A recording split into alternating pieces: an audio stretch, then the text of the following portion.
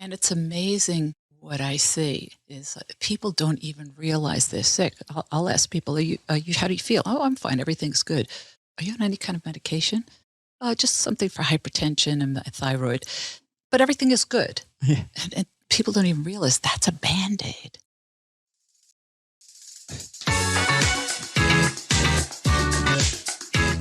Welcome to Breakthrough the Ordinary podcast. Are you ready to commit to your future self? If you are, sibling duo Mark and Claudine Schermonte will take you on a journey of self-discovery to unlock your highest potential. Through impactful conversations with entrepreneurs, thought leaders, healers, and coaches, we will share practical strategies and tools to generate the life you envision. New episodes drop every Monday. And today we get to welcome native New Yorker Enrica Sacca. As a young adult with an entrepreneurial spirit, she started a specialty travel company and ran it successfully for 20 years. She's also into real estate investing and plant nutrition. She holds a business degree from Pace University and a certificate in plant-based nutrition from the Colin Campbell Center for Nutritional Studies. As a first-generation Italian-American, Enrica was extremely driven. Within 10 years, she has healed herself from colitis, dedicated her life to support individuals who are driven as she is, love to be successful and healthy. To create balance and stability in her communities through individual and planetary health and wellness, she started the Plant Pure Communities Pod, Plant Powered Queens in 2018, is now founding team of Plant Powered Metro New York. She is presently launching a concept combining her passion for real estate and healthy lifestyle under Lifestyle Buildings, which we'll put all in the show notes for everybody. So welcome. Thank you. Wow. I'm so happy to be here. I am stirred by curiosity. There's some words and things I've never heard of. So we start this with, who are you? I share a little context with our listeners. Who am I? I guess I really identify myself as a first-generation Italian-American. My parents came over from the south of Italy in the late 1950s. My mother worked in a factory in the garment industry in New York City. My dad had a little barbershop, second grade education at the most for my dad. But they were so passionate and so happy to be in America and really want to make it. Mm. And I think it was by the age of 6, they had a vision to create a home, and they ended up buying a home. And it was just amazing to watch and how they pulled it together. And they did it with the support of family, because within like a limited amount of years, they couldn't do it alone. Mm. So it was interesting to see how they pulled together their first piece of real estate through community support and hard work, and vision. Vision is a big part of my life. Mm. I saw it with my parents. I see it with myself. I see it in everything I do. Vision is at my core. Mm. Vision is what drives me. So now I'm curious, what's your vision? Well, my passion right now is plant-based nutrition, the lifestylebuilding.org. Mm. It's all coming together. I started out as a business person, not having much, being the child of immigrants. We always had to make ends meet. So my vision and my drive was really money. Like, I wanted the money. I didn't get any money from my parents. As my friends were going out and they had allowances and they had something, I didn't have anything. So my vision was, I have to have money in my back pocket. And I took that through college and eventually launched my business as a young adult. I was working for a travel company, and there was a gap within this travel company. We did self-driven cars there. And I remember telling the owner, there's a gap in your business. People are demanding chauffeur-driven tours. And he didn't listen. And I went overseas. I was invited by some travel agents, and they introduced me to some vendors. And I ended up starting my first business, private chauffeur-driven tours throughout Europe. Again, I had a vision of where I wanted to go with it, a monetary vision. It was successful for like 20 years. I ran it with joy and with passion. I loved it. I got to see a lot of Western Europe, but go back to Italy and just see every part of Italy. It was just amazing. But in 2008, when the economy crashed, I decided, all right, 20 years in this business, I had enough. So I got out and I started, and the economy at the time was set up so that I could start looking at real estate even more. and I got involved in my first piece of real estate. I bought it in 2011 eventually, and it was scary because I was moving my working capital from a business I had 20 years, and now I'm shifting into a completely other world. But again, I had a vision, I had a feeling, I had a strong sense of conviction. So I felt like I was at the poker table, and I said, all right, I'm taking these chips, I'm cashing it in. I'm moving them all over here. It was scary, but I've come to realize I take risks, but they're calculated risks. So I thought, all right, A happens, I'll go to B. B happens, I'll go to C. So in my mind, shifting to real estate was just figure out how you're going to make this work. So there's always a little bit of a vision, a step, a strategy. Just want to say, for all our listeners, we have so many issues or stories around money. It is nice to hear somebody say, I was driven by money. Like, I think it's a denial, from a lot of us, or we want to deny that, money is our drive, or we want money, and that you just put it out there. No, you just. I was on the pull-out couch in the living room until the age of 18. And then I went from 18 into a bedroom because my grandfather died. So my grandmother slept in one twin bed and I slept in the other. So yeah, I was driven by money. I wanted money. But it's great. I'm glad you put it right out there, and maybe that could open a space for other people to just say, hey. And it went from one extreme to the other. It's very interesting. So you take it from travel company. I love your entrepreneurial spirit. And now you're in real estate. And give us a lot of people talk about investing in real estate. Tell us your principles, philosophies, or what it took for you to move in that space and succeed in that space. I think the biggest part is saying you want it, see it, make sure every penny goes towards it. And I did. Every time I had a vision, it stayed with me constantly, right? And so I accumulated the down payment for it, and that's what kept me going. But I've also made other real estate investments with a couple of other people. And at the time, I didn't have all of the money, but there was enough that somebody else could bring to the table and we could leverage. So what I've learned in life is that I went fast alone, but then when I eventually later on, or late in my later years, into my 40s and 50s, what I've learned is if you want to go far, you go together. Great proverb. Yeah. It's a great principle to live by. So my later investments were together. Leverage the power of other people and what they could bring to a common investment. And a lot of, I've had people coming to me now saying, Enrica, I'd like to get involved in real estate. So what do I do? And and there's a few people I'm thinking, wow, if I could pull this person together and that person together, they want their own homes. They could buy a home that's probably worth 1.2 in Queens. That's my neighborhood that I know well. 1.2, 1.3, 1.4, come together. You can have your own 2-bedroom apartment. Somebody else can have the other apartment. Now you get a garage, you get a backyard. Leverage the power of unity. Instead of buying an apartment or a condo, leverage the power of unity and do it together. Love that. So team. Yeah. So we get to think outside the box right now, right? Because it gets a little harder with those down payments, right? Where the real estate market is.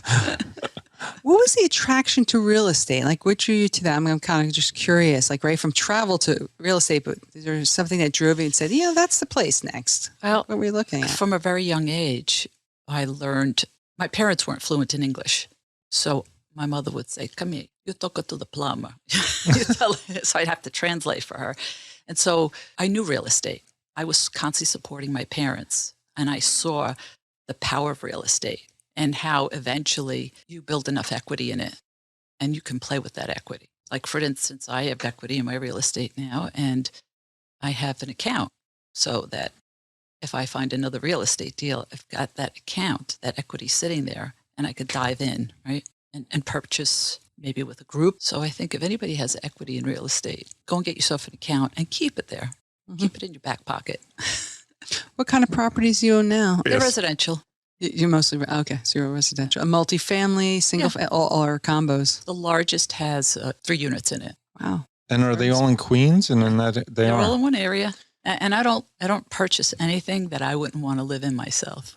Oh, Nice principle. That's a good That's a good principle right there. And I fix it up with passion and I rent it with passion. And now I'm looking into renting things, renting to people and really kicking it up a notch. Like, this is who I am. Who are you? What do you believe in? So my passion right now is health and wellness because my parents, they worked so hard for their home, the home that I own now. And out of respect for them, I always call it my parents' house. I honor them because I know how hard they worked to pull that house together. Best years of their life, when they should have been able to enjoy it, they got struck with illness.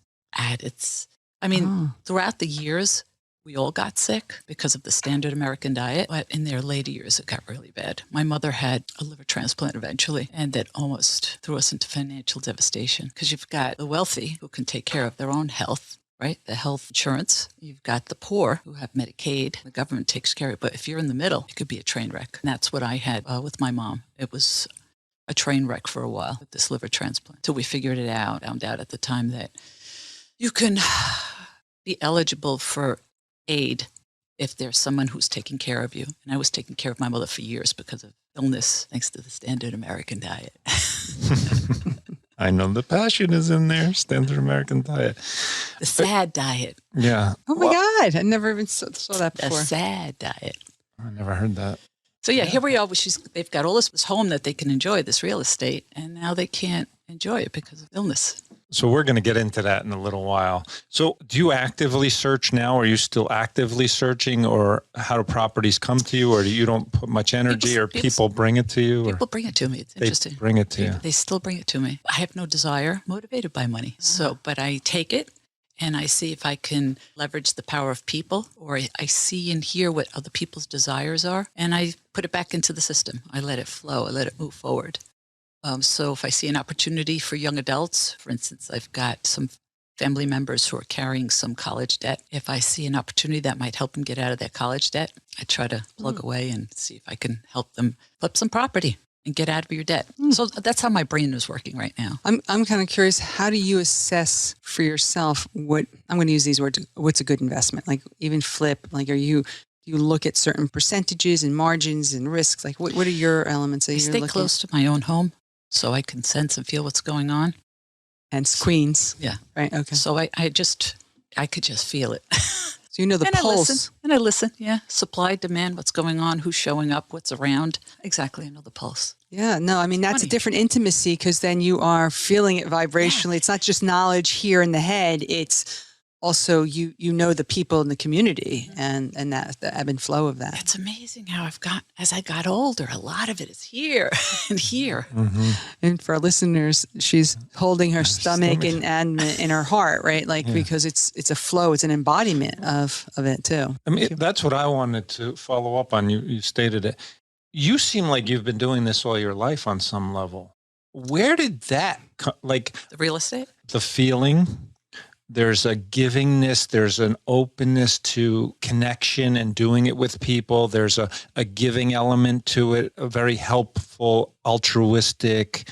You have all these elements, and it seems to be like, where did it cultivate? Where did it come from? I know you gave us your history, immigrant, but not every immigrant lives that way or works that way. Maybe it's that Mediterranean passion.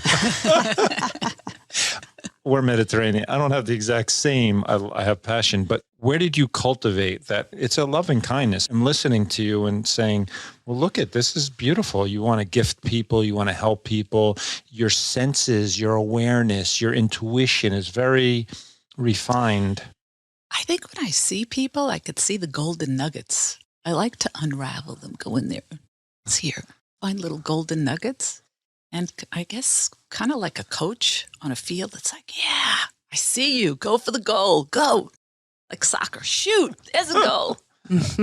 And I feel that sometimes when I meet people.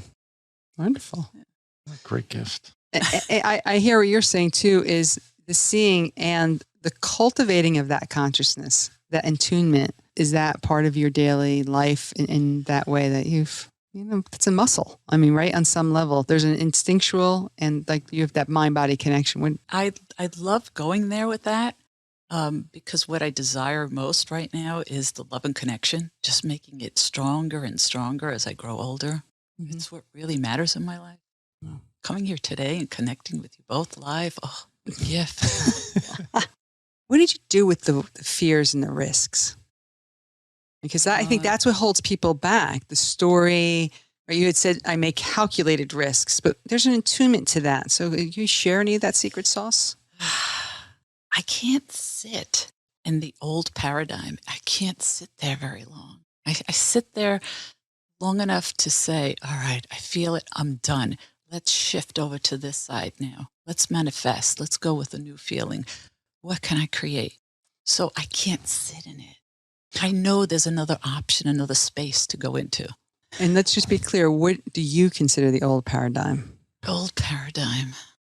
Well, that's a loaded question. My new paradigm is creating health. First for ourselves, just like an oxygen mask, right? On a plane, you put it over your mouth first.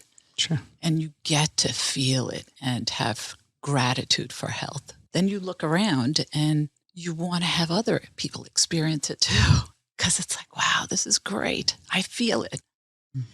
And then what happens, or what happened to me, is that you start looking all around and you see the health of the planet, the animals, the environment. I consider myself a visionary, and now I see the whole. It's intense for me. I see the big picture. The whole is greater than the sum of its parts. I get it. All the pieces go together, and we get to co-create and support and love each other. And so my new playground now is the lifestyle building. It's the home I grew up in. I have community garden there. At one time, it was community-supported agriculture in 2015 for 2 years, and we had some events there. And now we have events through Plant-Powered Metro New York, which is I'm a co-founder, and our mission is to educate and support in plant-based nutrition and to reverse chronic disease. I don't know, Mark, you've heard me speak about it, but Claude, it is a new movement. It's fantastic. We know now that we can reverse a lot of chronic disease, like heart disease, one of them, number one killer, which is foodborne. And I always love sharing that Medicare or Medicaid now has programs out there. You have to get to a certified center, and you can actually reverse heart disease through a plant-based program.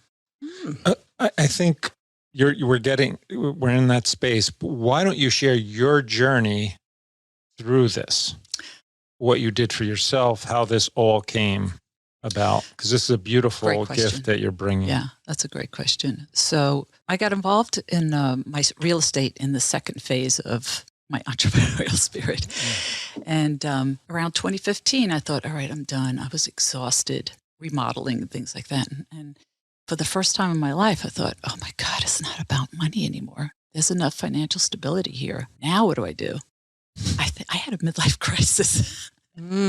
Yeah, what's my next vision? Yeah.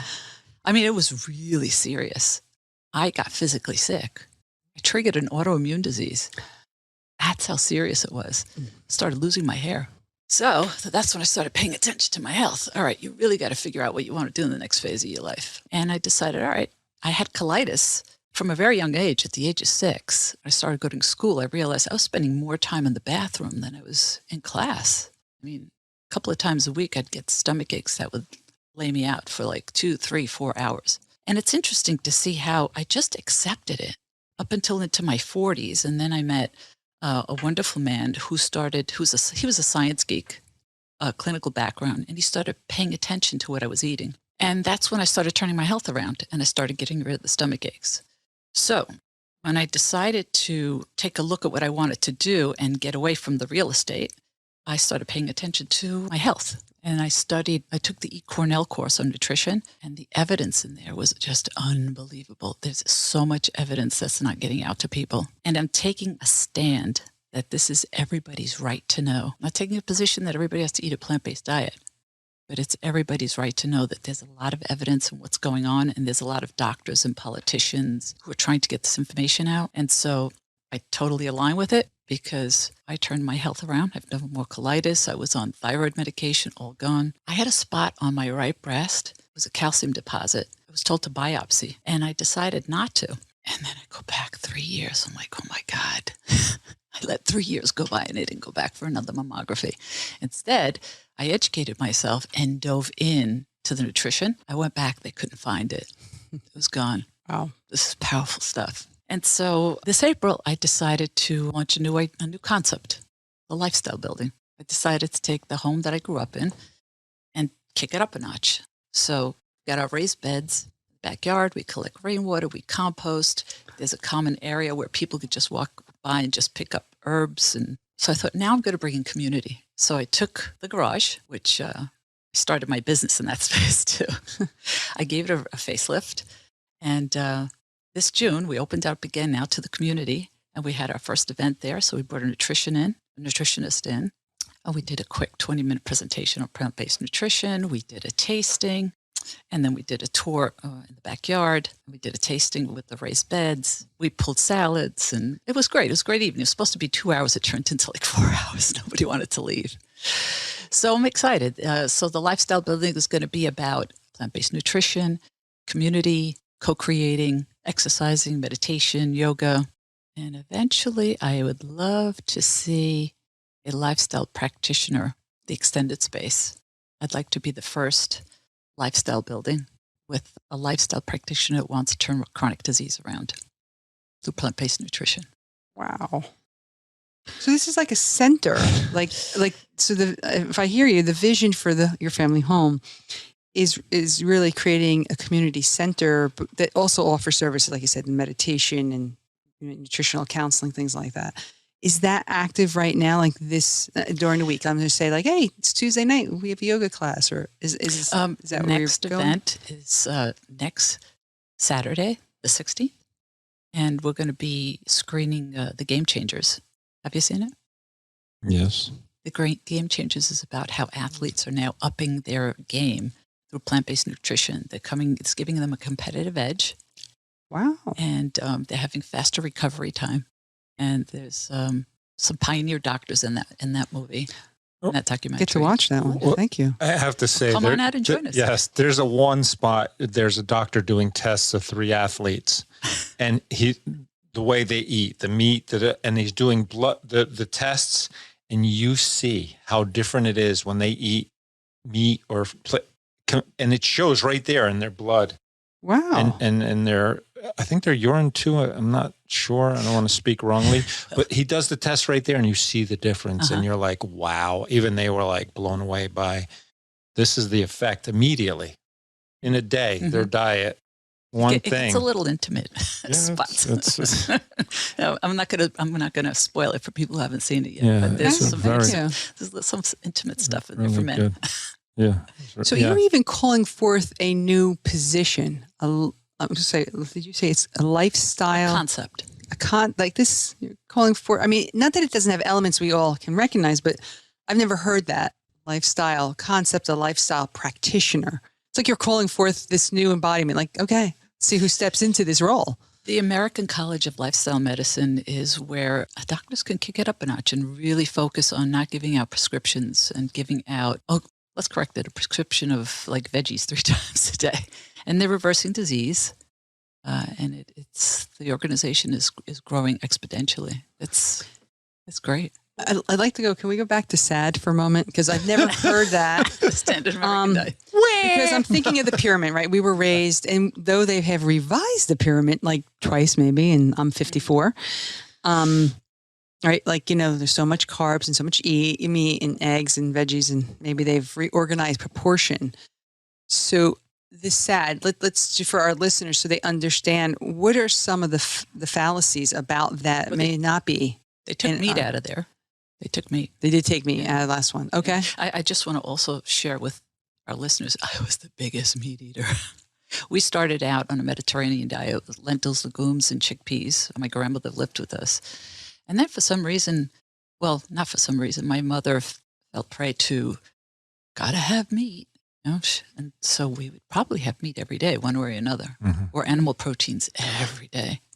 Yeah. Okay. And I just want to lay this out for people because we're talking about plant-based, and I agree, and everybody's in a different space. But if you look at history or look at how Mediterranean, it's not that they never ate meat, but meat was like once a month. It was a celebration, or it was very light in the diet. It was very small amounts every once in a while. Right. It wasn't, the Americans said, like, it was like meat every day. You should have meat every day. And that's what really shifted it. It's never meat, but it was like that once a month celebration. If you looked in Europe back then and still in certain places in Sicily, it's like, it's not an everyday thing. They live with the land. They eat plant-based, and we'll have a celebration on a Sunday and we'll have some meat. I have to add also is that the Mediterranean diet has changed as well too, because it's changed. We sit down and have a whole fish, but I'm sure back in the day, a whole fish was divided by a number of family members, right? And you had 4 ounces of fish. Now we have a pound of fish, right? It's crazy. And olive oil, we're dipping our bread in that olive. That's pure fat. Olive oil is supposed to be like a thread over food, right? And what I've learned through the eCornell course is that when it comes to olive oil, we get to eat the olive, right? Not the olive oil. I mean, the olive oil is a real delicacy. We get to eat the avocado, not the avocado oil. We get to eat in whole forms. And if you're going to have any oils, it's a delicacy. It's pure fat. Okay. What is and I'm not saying according to you, but overall, if you let your programs, even how you seem to be aligned with your own vision and principles, what is some of the ideal ways of incorporating that plant-based diet? I'm hearing you say one is eating whole foods, right? Like go for that. So are there things you can share? When it comes to reversing chronic disease, like heart disease, type 2 diabetes, or any chronic disease, this way of eating is not just for diabetes and heart disease. We know now that it's the way to health and wellness. So the idea is to eat a whole symphony of food, not just veggies or grains. It's incorporating everything. It's like an orchestra, right? Dr. Campbell has taught us, he's a famous pioneer, that it's like an orchestra. You want to bring everything in like an orchestra. You want it to play and bring in great sound, right? So when we eat an array of fruits and vegetables and grains and legumes and nuts and seeds, it's like that symphony of orchestra, and the body reacts to it. We have Jumpstarts that go on throughout the country, and they usually go from 10 days to 3 weeks. What starts with bringing in your blood work and taking a look at your biometrics at the beginning, and at the end of 2 to 3 weeks, you could see the body reacting to a whole food plant-based nutrition. You could see this symphony coming in and this body reacting to it, and it's amazing. And it's everybody's right to know this. Everybody's right to know this. I love your passion. So you just mentioned Jumpstart. Is this a program? We're getting ready to start a big one at the end of October. Now people have to buy into this? Is this done? We're a nonprofit. Nonprofit. Yeah. So for anybody who can't afford it, it's free. But if you can. And so you do the testing on them, you give them a way to eat. Explain just Jumpstart. I never heard Jumpstart. Okay. So you bring in your blood work. We educate, we support, we do market tours. We have clinicians on board. So it goes for 3 weeks, totally supported. And at the end of the 3 weeks, get your blood work again. And we take a look at biometrics, your weight, your cholesterol, your triglycerides, your A1C, which measures your glucose levels. It's really radical how much it changes. The body reacts. So all the support is free? Yes. We're really growing fast. So right now there's a minimum cost of $50, I believe. And it goes up to $250 if corporations can sponsor employees, but for anybody who can't afford it, there's no charge for it. That's great. But we're growing fast. And so we're getting into parishes and synagogues and various communities and organizations. So as we come in and we educate and tell people what's going on, we need more dietitians and we need more clinicians coming in to continue to educate. So we're doing a fundraiser right now too, trying to bring in costs of some of these things wherever we can. We'll be looking that one up later. Jumpstart. Is that .org? Is it? If you go to plantpoweredmetronewyork.org, okay, and look up Jumpstarts, you'll see. And that's national or just New York? No, just in New York City. Just in New York City. But there's Jumpstarts throughout the country. Okay. Yeah. Our mayoral candidate, Eric Adams. Do you follow him at all? I'm I know aware. you're in Florida. I'm aware of who he is. Yes. So he had type 2 diabetes. He was losing his eyesight. He had neuropathy in his leg. He went to a doctor, one of our pioneers, Dr. Esselstyn out of the Cleveland Clinic. And he said to him, Eric, you can reverse this. You don't have to be on medication for the rest of your life. And so he listened and he followed it. Within 3 weeks, his vision was clearing up. Within 3 months, it was gone. And then he went to his mother, and she was about 80 years old at the time. And she goes, Mom, you got to get off your insulin. Because he was told, you're going to be on insulin just like your mother. But he didn't take that for an answer. And he got his mother off of the insulin. And the next thing he did was he went to Bellevue Hospital and he started a pilot program. So he's got $400,000 investment in Bellevue Hospital with 100 people and a whole team of people to reverse chronic disease. So if you've got hypertension, diabetes, whatever, you've got a whole team following you. And think about this.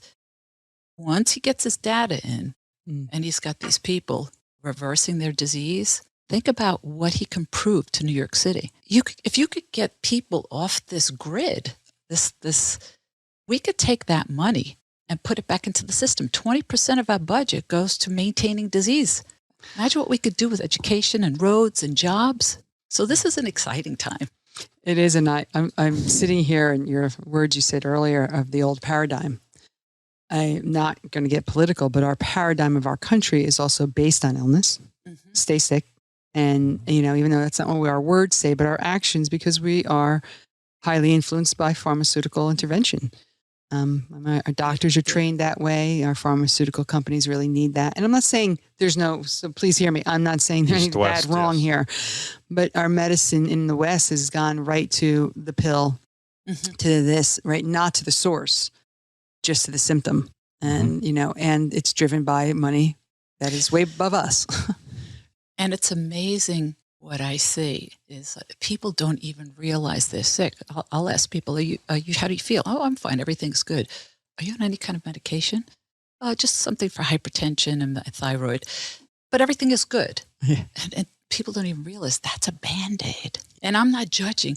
I did the same thing. I lived with colitis well into my 40s. And I thought, I'd eat something. It's like, okay, I've got a stomach ache. When I realized it started shifting, it's like, wow, what a paradigm shift. Yeah. I just accepted that was the way to be. Your new norm. Yeah. Yeah. I just say this from, being a coach and therapist and a human for this many years. I think we all strive for homeostasis, even if it's the pill. But it's fine because I'm back to my norm. And that becomes, I think, the blinders. Right. We'll accept that as our method. It's not working anymore. Not surviving instead of thriving. And it's time to thrive and live that way than survive, or that norm you're talking about is this. It's not even healthy, this norm. It's just, I don't even know what you want to call it. That stasis is just, it's half death. It's almost like living half death instead of thrive and like healthy, and we're abundant and everybody's sharing in it and there's support and community. I mean, I love your passion. Your passion is phenomenal for this. And so what is the big vision? Like, because I'm hearing this vision, seems like the beginning steps. I would like to see lifestyle buildings all over New York City. I want it to be about green spaces, backyards, raised beds, water cisterns, composting, bicycles, and co-creation and supporting each other in these buildings. And I want to see lifestyle plates all over New York City. I'd like to see it be a green city. Yeah. A real estate of green city. Is there some wisdom you would share with our listeners about really what are some of the steps they can do to start to shift that relationship with food or the paradigm that we have? Like, right, our listeners are not just in New York City. Ideally, I'd love to see everybody try Jumpstart. Just try it. When I got educated, certified through the eCornell course, I decided I'm a foodie. I love to cook. So I thought, going through this course, I'm going to try a plant-based meal every day. So I challenged myself. And after about 2 weeks, I think it was, I remember I was about to start my next meal, and I just stopped for a second in my kitchen, and I realized, wow, I feel so different. I never felt like this before. My body immediately reacted to what I was doing. That's what I'd love to see. I'd love to see people try Jumpstart. Okay. Well, this is amazing because it just came. We want our listeners to participate. We just don't want to be a podcast where people, listen, which is awesome. We want them to participate or how they can action steps. So this challenge or action, call to action, you just labeled it. It is Jumpstart, so that everybody steps in and tries Jumpstart, or look it up on your computer. Start the steps into. Yeah. I mean, you're talking about either no cost or very minimal cost, and they're going to test you, and you can just try this out and see what it does for you. Mm-hmm. Yeah. I mean, sometimes we don't start, so we don't see any results. But if you just take this easy, this seems pretty easy. Mm-hmm. You could see results that are amazing, and you might shock yourself and may, change your entire direction of your life. So that's our challenge. You go to Jumpstart. Yeah, trying to say, tell us where you found the Jumpstart in your area and post it at the BTO podcast on Facebook. And as always, Mark and I. 21-day Jumpstart. 21-day Jumpstart. Yeah. Do it. Try it. Look it up. I also heard something that called me is like you started with one plant-based meal a day. And I think that's a really beautiful invitation also, is to see where we could start to make some of those shifts. But Jumpstart it is. Excellent. Yeah. Is there websites or places for people to go that they can find? You'll find a lot in our website, plantpoweredmetronewyork.org. It's there, like what it is, how do we define health and wellness, documentaries, recipes, doctors. We have advisory board is full of doctors and clinicians. So it doesn't matter if you're in New York or not. So anybody. So that's going to be in our show notes for sure, that everybody can go, this is our great. Jumpstart is virtual because of COVID. Yeah. That's the times. So we're going to transition into our quick fire section, which is really what comes to you first and a quick answer, but unfiltered. So my first question to you is, how do you define God? I've always said that God is within me.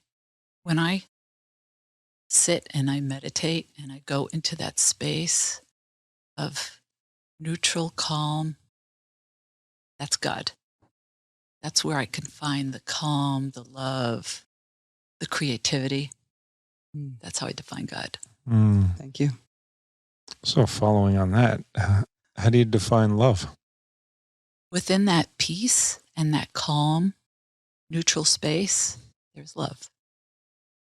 That's where I find it. Mm-hmm. Okay. Oh, I like that. The 2 books that are your favorites, so you'd say, right? Don't go throughout life without these 2 or having read them. I'm sure there's many, but just is there 2 that I would probably say the China Study.